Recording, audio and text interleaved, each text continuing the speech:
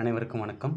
த Martian நாவலை எழுதிய anti வேர் என்ற எழுத்தாளரால் எழுதப்பட்டதுதான் இந்த ப்ராஜெக்ட் ஹெயில் மேரி என்ற நாவலும். அதைத்தான் ப்ராஜெக்ட் ஹெயில் மேரி என்ற பெயரில் படமாக்கியிருக்கிறார்கள். நாங்க படத்துக்குள்ள போலாம். ஒருவித ஸ்பேஸ் ஸ்டார்ட் சூரியனின் வெளிச்சத்தை உறிஞ்சிக் கொள்கிறது. அதனால் பூமியின் வெப்பம் கொஞ்சம் கொஞ்சமாக குறைந்து 30 வருடங்களில் ஒரு குறிப்பிட்ட அளவு குறைந்து பூமிக்கு பேராபத்து என்ற நிலை உருவாகிறது. இது நமது சூரியனில் மட்டுமல்ல, நம்முடைய அருகிலுள்ள அனைத்து நட்சத்திரங்களுக்கும் ஏற்படுகிறது. ஆனால் ஒரே ஒரு நட்சத்திரத்திற்கு மட்டும் ஸ்பேஸ் ஸ்டார்ட்டினால் எந்த பாதிப்பையும் ஏற்படுத்த முடியவில்லை. அது ஏன் என்ற காரணத்தை அறிய ஒரு ஸ்பேஸ் ஷிப்பை அனுப்பி அதை கண்டுபிடிப்பது தான் ப்ராஜெக்ட் ஹெயில் மேரி. அந்த ஷிப்பில் 3 பேர் போக வேண்டும். அதில் ஒருவராக ஸ்கூல் டீச்சராக இருக்கும் நமது கதாநாயகன் கிரேஸை தேர்வு செய்கிறார்கள். ஆனால் அதில் ஒரு பிரச்சனை இருக்கிறது. இது ஒரு வழி பயணம், அதாவது போன மூவரும் பூமிக்கு திரும்ப முடியாது. அதனால் கிரேஸ் அந்த பயணத்திற்கு போக முடியாது என்கிறான். அவனுக்கு மயக்க ஊசி போட்டு ஸ்பேஸ் ஷிப்பில் அனுப்பிவிடுகிறார்கள். போன மூவரில் 2 பேர் இறந்து விடுகிறார்கள். கிரேஸ் மட்டும் உயிர் பிழைக்கிறான். அந்த சூரியனை நெருங்கும் சமயத்தில் அங்கு இன்னொரு ஏலியன் ஸ்பேஸ் ஷிப் வருகிறது.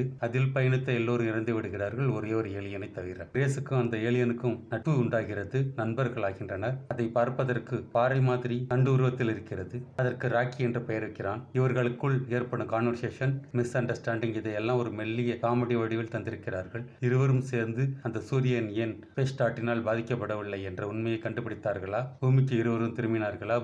பூமி காப்பாற்றப்பட்டதா என்பதுதான் மீதி கதை. பிளாப்பாக வேண்டிய படத்தை காப்பாற்றியது எடிட்டிங் இல்லை என்றால் இந்த படம் செம பிளாப் ஆகி இருக்கும். ஸ்பேஸ் ஷிப்பில் போர் அடித்தால் பூமியில் நடந்த விஷயங்களையும், பூமியில் நடந்த விஷயங்கள் போர் அடித்தால் ஸ்பேஸ் ஷிப்பில் நடப்பதையும் காட்டியும் படத்தை ஓரளவு காப்பாற்றி விடுகிறார்கள். மார்ஷியன் படத்தின் பிரம்மாண்ட வெற்றியின் நிழலில் இந்த படம் தப்பித்து விடுகிறது. இன்னொரு பதிப்பில் சந்திப்போம். நன்றி.